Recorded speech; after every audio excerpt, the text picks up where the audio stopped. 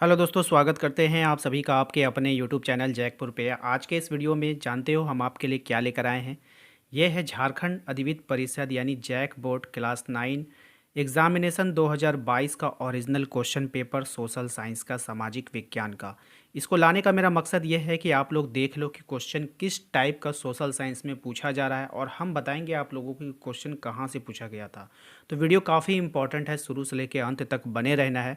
यदि आप हमारे चैनल पे पहली बार आए तो प्लीज़ चैनल को सब्सक्राइब करके बेल आइकन को दबा लीजिएगा ताकि आने वाली हर एक वीडियो का नोटिफिकेशन आपके मोबाइल पर जाता रहे। आपको मैं यहाँ पे बताऊँगा कि क्वेश्चन कहाँ से पूछा जा रहा है, मॉडल सेट से क्वेश्चन कितना आया था सोशल साइंस में, और बुक जो मार्केट में अवेलेबल है उससे क्वेश्चन कितना आया था, वो सब हम डिस्कस करने वाले हैं आज के इस वीडियो में। तो वीडियो बहुत ही इंपॉर्टेंट होने वाला है, स्किप करके मत जाइएगा। एक से लेकर के 40 तक के सवालों को हम लोग डिस्कस करेंगे विद आंसर। हो सकता है कि आपको क्वेश्चन रिपीटेड हो जाए, ठीक है, कभी कभी होता है 5 क्वेश्चन 10 क्वेश्चन पिछले साल का रिपीटेड होता है, तो पूरा इसको देख के जाइएगा, यहाँ से भी क्वेश्चन आपको पूछे जाने की संभावना है। या नहीं तो आपको हिंट्स मिल जाएगा कि कहाँ कहाँ से क्वेश्चन पूछा जा रहा है, किस किस चैप्टर को ये वो लोग हिट कर रहे हैं, ठीक है। तो सारा कुछ यहाँ पे हम एनालिसिस करने वाले हैं। तो आप लोग प्लीज़ सब्सक्राइब कर लेना, बेल आइकन को प्रेस कर लेना ताकि हर एक वीडियो का नोटिफिकेशन मिलता रहे। तो चलिए देखते हैं। सबसे पहला सवाल देखिए आया था आप लोगों का, क्वेश्चन नंबर 1 में पूछा गया था, फ्रांस की मुद्रा की इकाई लिब्रे को किस वर्ष समाप्त कर दिया गया था। तो इसको जो समाप्त किया गया था वो किया गया था 1794 में, ठीक है। नेक्स्ट आते हैं, अगला सवाल है हमारा, फ्रांसीसी सरकार करों में वृद्धि के बाध्य क्यों हो गई थी। तो फ्रांसीसी सरकार करों में वृद्धि के लिए जो बाध्य हो गई थी वो बढ़ते जा रहे कर्ज को चुकाने के लिए, सेना के रखरखाव के लिए, राज दरबार तथा सरकारी कार्यालयों को चलाने के लिए। तो इनमें से सभी हो जाएगा, ऑप्शन नंबर 4 हो जाएगा, ठीक है। नेक्स्ट देखो क्या है, क्वेश्चन आप लोगों को हिंदी में भी इंग्लिश में भी देख रहे हो, दोनों टाइप का क्वेश्चन मिलेगा। जो इंग्लिश मीडियम वाले हैं उसको इंग्लिश में मिलेगा, हिंदी मीडियम वाले वालों को हिंदी में मिलेगा, यानी दोनों मिलेगा लैंग्वेज में, आपको जिसमें देना है दो, ठीक है। वो एमआर सीट फिल करना होगा।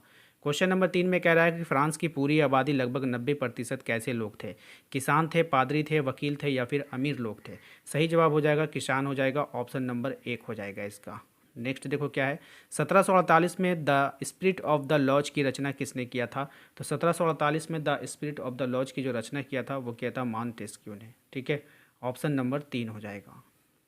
तो काफ़ी इंपॉर्टेंट सवाल सब है, क्वेश्चन रिपीटेड हो सकता है एग्जाम में, तो इसको ध्यान से देख के जाना है सभी को।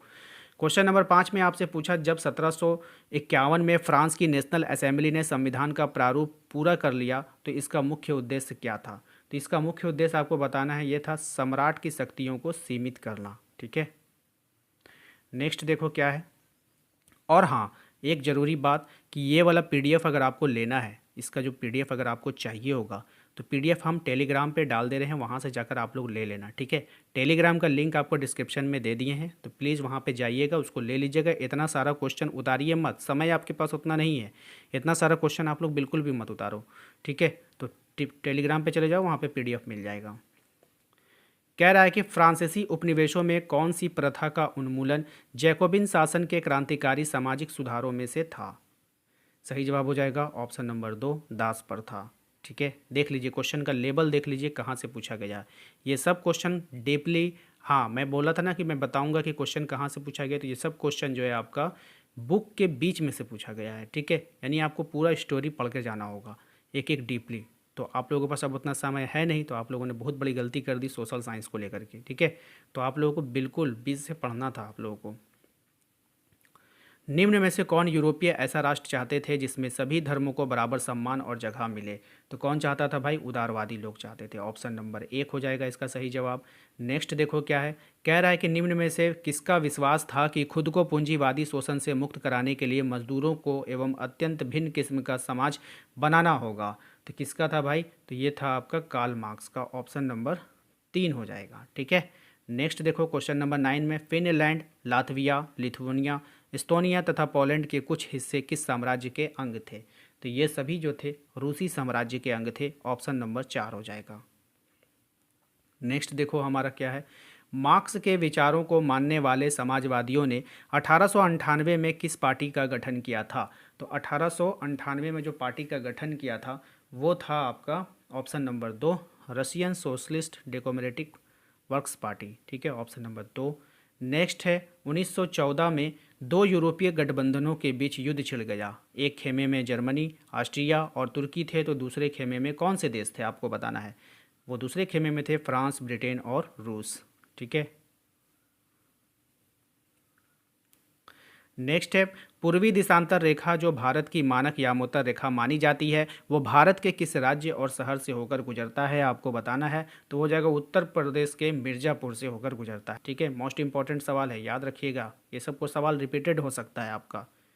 कह रहा है कि पश्चिमी यूरोपीय देशों में पूर्वी एशियाई देशों को कौन सा सागर मिलती है आपको बताना है। सही जवाब हो जाएगा ऑप्शन नंबर 3, हिंद महासागर। ठीक है, याद रखना है सभी को। क्वेश्चन नंबर 14 में आइए, भारत की भूमि की सीमाएं उत्तर पश्चिम में किस देश के साथ जुड़ी है। तो भारत की जो भूमि की जो सीमाएं हैं उत्तर पश्चिम में पाकिस्तान एवं अफगानिस्तान के साथ जुड़ी है। ऑप्शन नंबर 1 हो जाएगा। नेक्स्ट देखो क्या है, सतलुज एवं सिंधु के बीच स्थित हिमालय के भाग को किस नाम से जाना जाता है। तो इसको जाना जाता है हिमाचल हिमालय के नाम से। ऑप्शन नंबर 1 हो जाएगा। ठीक है। नेक्स्ट देखो क्या है, पटकाई, नागा, मिजो तथा मणिपुर निम्न में से किन के नाम है। सही जवाब है ऑप्शन नंबर 4, पहाड़ियों के नाम है। ठीक है। नेक्स्ट देखिए क्या है, भारत का उत्तरी मैदान जो जलोढ़ मृदा से बनी है उसका निर्माण किन नदियों के द्वारा हुआ है। तो उसका निर्माण जो हुआ है सिंधु, गंगा और ब्रह्मपुत्र के नदी के द्वारा हुआ है। ऑप्शन नंबर 3 इसका सही जवाब है। चलो नेक्स्ट सवाल को देखते हैं, किन कारणों से भारत का उत्तरी मैदान कृषि की दृष्टि से सर्वाधिक उत्पादक क्षेत्र माना जाता है। सही जवाब हो जाएगा ऑप्शन नंबर 4, इनमें से सभी हो जाएगा। समृद्ध मृदा आवरण, प्रचुर पानी की उपलब्धता, अनुकूल जलवायु। देख लो क्वेश्चन का लेवल, ये सब क्वेश्चन आपको ना मॉडल सेट में मिलेगा, ना मार्केट में जितने भी मॉडल सेट अवेलेबल हैं उसमें भी नहीं मिलेगा। ठीक है। मानसरोवर झील किस देश में स्थित है। तो मानसरोवर झील जो है आपका तिब्बत में स्थित है। ऑप्शन नंबर 2 हमारा सही जवाब हो जाएगा। नेक्स्ट देखिए क्या है, सतलुज, व्यास, रावी, चेनाब, झेलम आपस में मिलकर पाकिस्तान के मिठानकोट के पास किस नदी में जाकर मिल जाती है। तो किस नदी में मिलती है भाई, तो सिंधु नदी में मिलती है। Option number 2। ये सब सवाल आपको किसी भी मॉडल सेट में देखने को नहीं मिलेगा। कश्मीर घाटी का एक प्रसिद्ध झील का नाम आपको बताना है। तो कश्मीर घाटी का एक प्रसिद्ध झील जो है वो डल झील है। ऑप्शन नंबर 1 हो जाएगा। अगला सवाल देखिए क्या है, झीलों के निर्माण से क्या लाभ है। तो झीलों के निर्माण से जो लाभ है इसका हो जाएगा आप लोगों का जल विद्युत का उत्पादन करना, आसपास के क्षेत्रों की जलवायु को सामान्य बनाती है, प्राकृतिक सुंदरता, पर्यटन को बढ़ाती है। इनमें से सभी हो जाएगा। ऑप्शन नंबर 4 हो जाएगा। नेक्स्ट देखिए क्या है, निम्न में से शासन का एक ऐसा रूप कौन सा है जिसमें शासकों का चुनाव लोग करते हैं। तो वो हो जाएगा लोकतंत्र। ऑप्शन नंबर 1 हो जाएगा। ठीक है। नेक्स्ट देखो, वर्ष 2022 में पाकिस्तान के किस राष्ट्रपति के द्वारा लीगल फ्रेमवर्क ऑर्डर के जरिए वहां के संविधान को बदल दिया गया था। तो सही जवाब हो जाएगा ऑप्शन नंबर 3, परवेज मुशर्रफ के द्वारा। अब देखिए ये जो क्वेश्चन पेपर ओरिजिनल है वो जिस बच्चे का आपने देखा होगा सभी उसने गलत गलत आंसर लगाया, यानी वो तुक्का भी नहीं मार पा रहा है। ठीक है, ऐसा क्वेश्चन है, इतना टफ क्वेश्चन पूछा गया कि वो तुक्का भी नहीं लगा पा रहा है। ठीक है। और ये पीडीएफ जब मैं टेलीग्राम पे शेयर करूंगा तो बच्चे लोग क्या करेंगे, वीडियो देखेंगे नहीं। वो लोग बहुत स्मार्ट हैं, वो लोग सोचते हैं कि वीडियो क्यों देखेंगे, चलो पीडीएफ से ही पढ़ लेते हैं। तो वो लोग क्या करेगा, गलत गलत आंसर याद करके चला जाएगा, एग्जाम में गलती हो जाएगा। तो भैया वीडियो देखना ज़रूरी है। तो मैं तो मेंशन कर दूंगा कि इसका आंसर जो है गलत है, आप लोग वीडियो में देख करके इसका आंसर सही कर लो। अब नहीं देखोगे, सिर्फ पीडीएफ पढ़ के जाओगे तो आपका आंसर गलत होगा।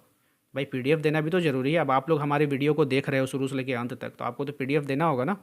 तो इसलिए हम पीडीएफ प्रोवाइड करवा रहे हैं। देख लो यार, यहाँ पे देखो इसका आंसर क्या, लोकतंत्र के विपक्ष में दिया गया एक तर्क निम्न में से कौन है। तो लोकतंत्र के विपक्ष में दिया गया तर्क निम्न में से कौन है आपको बताना है। विपक्ष में बोल रहा है, तो इसमें अनुत्तरदायी शासन पाया जाता है, ये इसका विपक्ष हो जाएगा। ठीक है। नेक्स्ट देखो क्या है, लोकतंत्र में किसी समस्या के समाधान में किसकी भूमिका अधिक महत्वपूर्ण होती है। तो किसकी भूमिका होती है, विपक्षी दल की, मीडिया की, सत्तारूढ़ी दल की। ऑप्शन नंबर 4 इनमें से सभी हो जाएगा। नेक्स्ट देखो क्या है, आज दुनिया में लोकतंत्र शासन व्यवस्था सबसे आम रूप कौन सा है। तो सबसे जो आम रूप है वो लोगों के द्वारा चुने गए प्रतिनिधियों के शासन चलाना। ऑप्शन नंबर 1 हो जाएगा।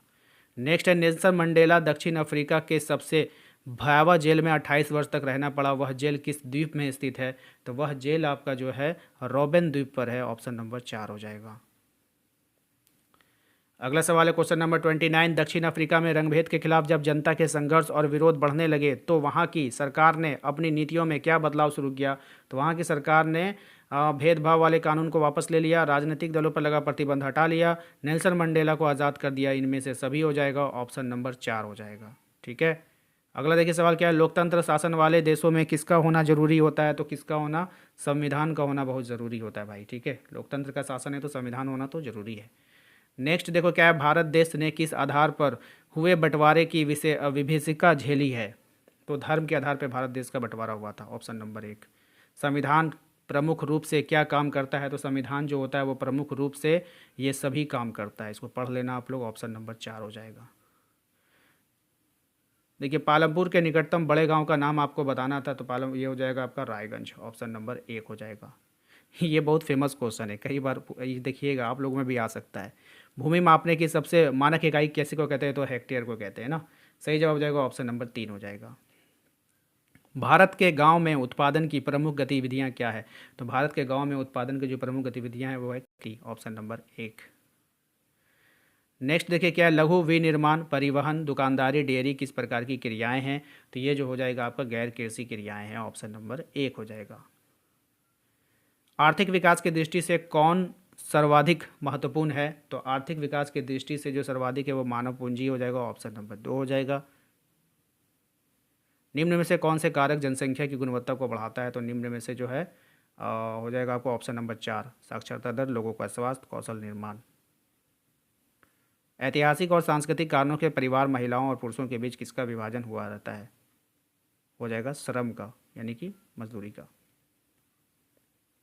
क्वेश्चन नंबर 40 और आखिरी सवाल है, किस प्रकार की जनसंख्या अर्थव्यवस्था पर बोझ होती है? इसके आंसर को जानने से पहले आप लोग एक काम करो, जल्दी से सब्सक्राइब कर लो। आप लोग सब्सक्राइब नहीं करते हो तो प्लीज़ सब्सक्राइब कर लेना, बेल आइकन को दबा लेना, इसमें आपका ही फायदा है, ताकि आप लोग को वीडियो को नोटिफिकेशन जाए। और क्लास 9 के बाद आप क्लास 10 की तैयारी मात्र 1 से 2 दिन के अंदर स्टार्ट कर दी जाएगी, तो आप लोग अपनी तैयारी में जुड़ जाओगे। Thank you very much. ठीक है, जरूर से जरूर सब्सक्राइब करना। और हाँ, इसका आंसर हो जाएगा निरक्षर और अस्वस्थ। ठीक है, मिलते हैं अगले वीडियो में। Thank you.